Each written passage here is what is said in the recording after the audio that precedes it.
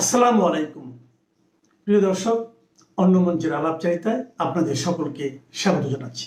ওই খুন হয়ে যাওয়া ব্যক্তির পিতার ৩ নম্বর আসামি যেই বিএনপি নেতা, সেই শেখ রবিউল আলমকে কিন্তু তখন বিএনপি শোকজ করেছিল যে কি করে তার বিরুদ্ধে এমন একটা খুনের অভিযোগ উঠতে পারলো, এবং তার সদস্য পদ স্থগিত করেছিল। মানে 2024-এর অক্টোবরে যখন শেখ রবিউল আলমকে ধরতে পুলিশ অভিযান চালাচ্ছে এবং পুলিশের পিবিআই বিশেষ ইনভেস্টিগেশন ইউনিট তারা সংবাদ মাধ্যমের সামনে এসে বলছে তাদের প্রাথমিক তদন্তে তারা এই প্রভাবশালী বিএনপি নেতার ওই হত্যাকাণ্ডের সঙ্গে জড়িত থাকার প্রমাণ পেয়েছেন, সেই ব্যক্তিকে খুঁজছেন তারা, কিন্তু ধরা সম্ভব হচ্ছে না কারণ এই ব্যক্তি প্রভাবশালী রাজনীতিবিদ, এসব বলছেন।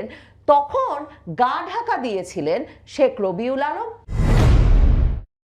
বাংলাদেশে 12ই ফেব্রুয়ারির নির্বাচনের পর প্রধানমন্ত্রী তারেক রহমান যখন তার সরকার মন্ত্রিসভা গঠন করলেন, তখন বাংলাদেশের শীর্ষস্থানীয় সংবাদ মাধ্যমগুলো এই যে ইউনূস সরকারের অন্তর্বর্তীকালীন উপদেষ্টারাই যে চিরস্থায়ীভাবে বাংলাদেশের ক্ষমতায় তাদের মব বাহিনীকে নিয়ে টিকে যেতে পারেন নাই, সেই বিষয়টা নিয়ে, এবং মানে এই যে শেষ পর্যন্ত নির্বাচনের মাধ্যমে জামায়াতে ইসলামীকে ঠেকিয়ে দেওয়া গেছে, এই বিষয়গুলো নিয়ে এমনভাবে স্বস্তির নিঃশ্বাস ফেলছিলেন যে বাংলাদেশের সংবাদ মাধ্যমগুলোতে কিংবা সুশীল সমাজের আলোচনায় কিছুতেই প্রধানমন্ত্রী তারেক রহমান কাদেরকে মন্ত্রী করেছেন, বিভিন্ন গুরুত্বপূর্ণ মন্ত্রণালয়ের দায়িত্ব দিয়েছেন, সে আলাপটা একেবারেই এবার সরকার গঠনের পরে হয় নাই। এই যে যেই মন্ত্রীকে নিয়ে এই ঈদ মৌসুমে স্বাভাবিকভাবেই সবচেয়ে বেশি আলোচনা হচ্ছে, শেখ রবিউল আলম, সড়ক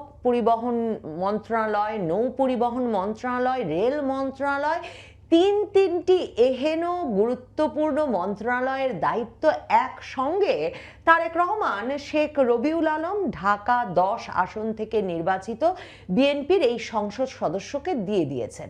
শেখ রবিউল আলম খালেদা জিয়ার আমলে মন্ত্রী ছিলেন না, তরুণ বয়সে তরুণ এই নেতাকে প্রথম চেনা জানা শুরু হলো বাংলাদেশের সংবাদ মাধ্যমের মাধ্যমে, টক শোতে 2017-18 সালের দিক থেকে, এবং 2018 সালেই দেখা গেল যে ঢাকা 10 আসন থেকে তিনি ধানের শীষ প্রতীক নিয়ে নির্বাচনে অংশ নিচ্ছেন।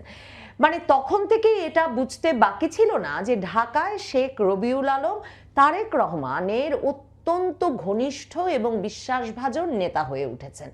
এই শেখ রবিউল আলম আওয়ামী লীগ আমলে বিভিন্ন মামলায় জেল খেটেছেন, মামলা হামলার শিকার হয়েছেন, কিন্তু 2024-এর 10ই অক্টোবর ইউনূস সরকারের আমলে, মানে যখন কিনা বিএনপি নিজেও ক্ষমতার কেন্দ্রে অবস্থান করছে শেখ হাসিনা সরকারের পতনের পর থেকে, এহেন সময়ে এই শেখ রবিউল আলম বিরাটভাবে সংবাদ শিরোনাম হন।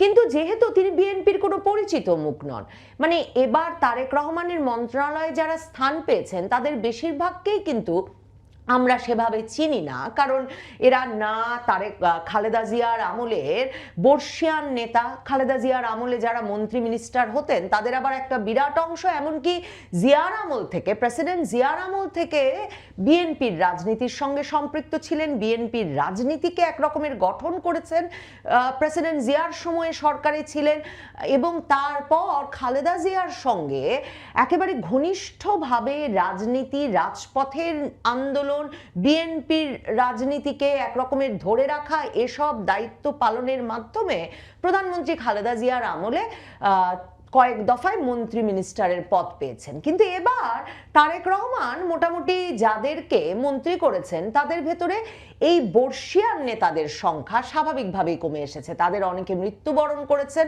অনেকে আর চলাফেরায় সক্ষম নাই। কাজেই তাকে এক রকমের তরুণ দলদের মধ্য থেকে, তরুণতরদের মধ্য থেকে মন্ত্রিসভার সদস্য করতে হয়েছে। শেখ রবিউল আলমও সেভাবে জায়গা পেয়েছেন। শেখ রবিউল আলম ধানমন্ডি থানা বিএনপির সভাপতি, বিএনপির নির্বাহী কমিটির সদস্য। ওই যে বলছিলাম 2017-18 দিক থেকে যখন থেকে তিনি টক শোতে যোগ দেওয়া শুরু করেন এবং মানে তিনি খুবই তীব্র রাগী ক্ষুব্ধ একজন টক শো বক্তা বটে, তো সেভাবে তিনি বেশ পরিচিতি লাভ করেছিলেন। আর 2018-তে বোঝা গিয়েছিল তারেক রহমানের ঘনিষ্ঠ ব্যক্তি হিসেবে তিনি ঢাকা 10 আসনে বিএনপির মনোনয়ন পেয়েছেন। 2024-এর 10ই অক্টোবর এমন এক ঘটনা ঘটে যে এই শেখ রবিউল আলম আবারও সংবাদ শিরোনাম হন ইউনূস সরকারের আমলে এসে। তখন তার একটা যে আবাসন কোম্পানি আছে প্লেজেন্ট প্রপার্টিজ লিমিটেড, এই প্রপার্টিজ লিমিটেডের নামও আমরা জানি না, এমন অনেক আবাসন প্রতিষ্ঠানই রাজধানী জুড়ে বাংলাদেশ জুড়ে কাজ করে বটে। তো সেই প্লেজেন্ট প্রপার্টিজ লিমিটেড দীপ্ত টেলিভিশনের এক সম্প্রচার কর্মকর্তা তানজিল জাহান তামিম হত্যাকাণ্ডের সঙ্গে জড়িত হয়ে পড়ে এবং ওই তানজিল জাহান তামিমের পরিবার যে হত্যা মামলা দায়ের করে এই দীপ্ত টিভির সম্প্রচার কর্মকর্তাকে খুনের জন্য, তার 3 নম্বর আসামি হচ্ছেন এই শেখ রবিউল আলম, মানে এই ইউনূস সরকারের আমলে 2024-এর অক্টোবরের ঘটনা। সেখানে যে ফ্ল্যাটটা তৈরি করে দিয়েছে প্লেজেন্ট প্রপার্টিজ লিমিটেড এই তানজিল জাহান তামিমদের পরিবারের জন্য, সেখানে ফ্ল্যাটের জমির মালিকের 5টি করে ফ্ল্যাট পাওয়ার কথা ছিল। বাংলাদেশে আবাসন কোম্পানিগুলো বহু ক্ষেত্রে যে অভিযোগের শিকার, সেই অভিযোগ ওঠে শেখ রবিউল আলমের কোম্পানির বিরুদ্ধেও। 5টি ফ্ল্যাট দেওয়ার কথা থাকলেও তারা তামিমের পরিবারকে মাত্র 2টো ফ্ল্যাট বুঝিয়ে দিয়েছিলেন। এ নিয়ে প্লেজেন্ট প্রপার্টিজের সঙ্গে শেখ রবিউল আলমের পরিবারের সঙ্গে স্বাভাবিকভাবেই তামিমের বাবার যে পরিবার, তামিমদের যে পরিবার, তাদের একটা রীতিমতো এক ধরনের ক্ষোভ বিক্ষোভ বচসা চলছিল।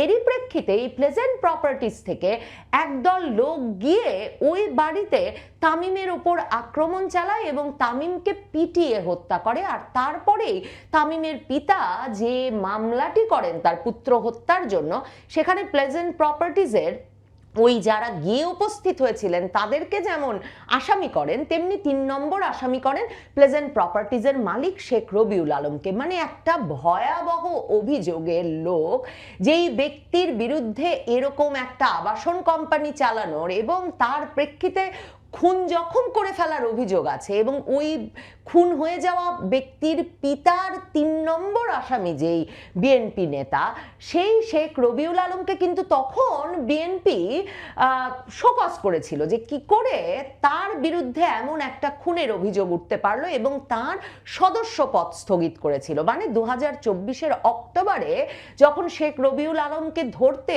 পুলিশ অভিযান চালাচ্ছে এবং পুলিশের পিবিআই বিশেষ ইনভেস্টিগেশন ইউনিট তারা সংবাদ মাধ্যমের সামনে এসে বলছে তাদের প্রাথমিক তদন্তে তারা এই প্রভাবশালী বিএনপি নেতার ওই হত্যাকাণ্ডের সঙ্গে জড়িত থাকার প্রমাণ পেয়েছেন, সেই ব্যক্তিকে খুঁজছেন তারা, কিন্তু ধরা সম্ভব হচ্ছে না কারণ এই ব্যক্তি প্রভাবশালী রাজনীতিবিদ, এসব বলছেন।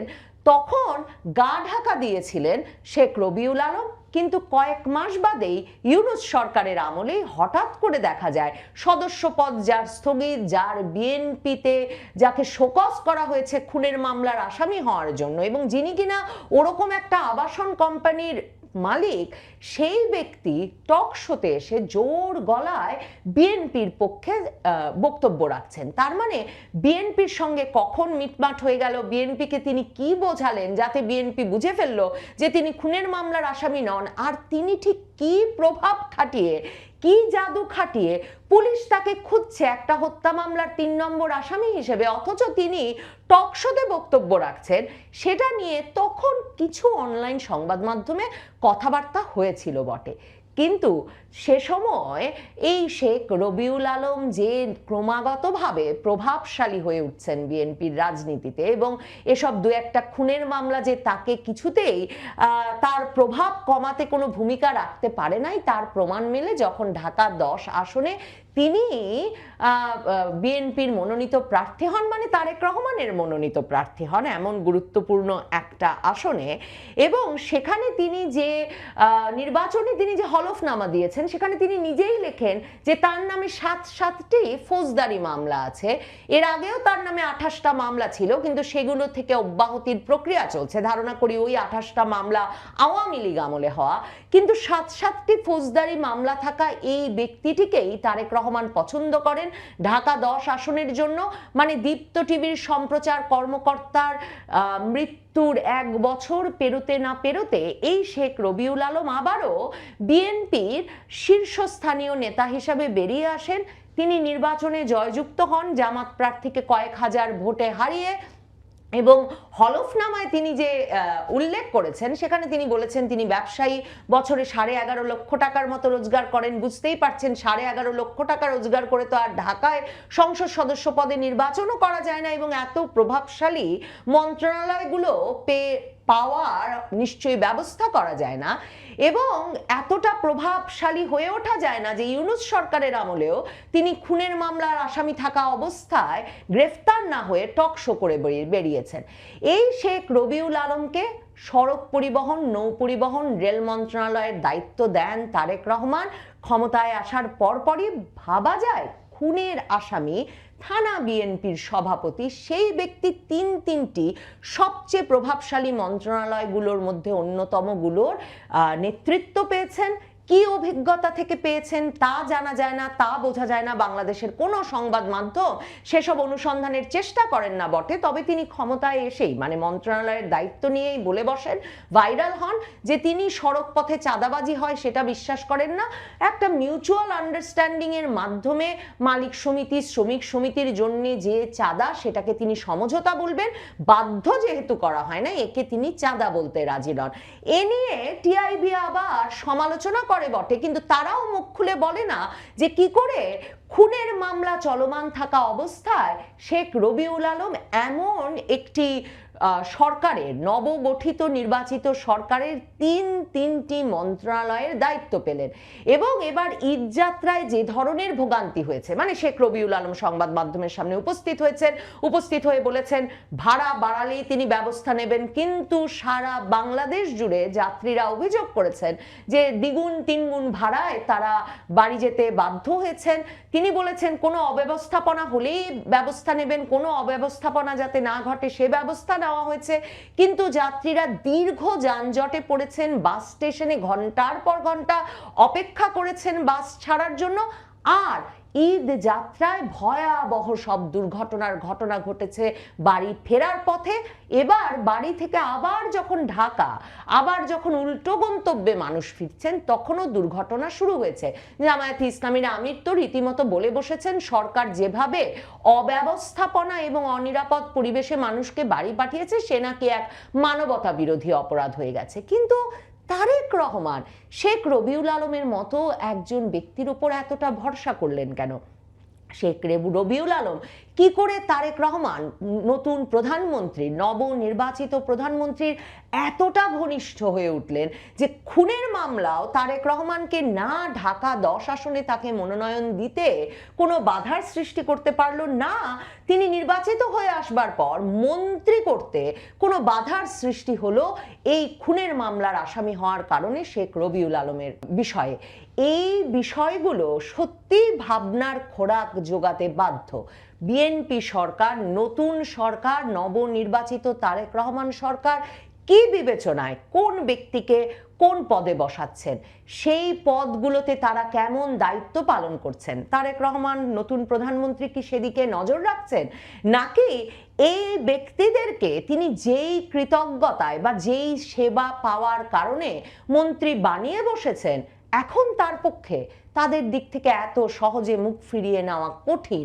যদিও বা ঈদ যাত্রা এবারের একটা বড় ধরনের অব্যবস্থাপনার অভিযোগের মধ্যে পড়েছে।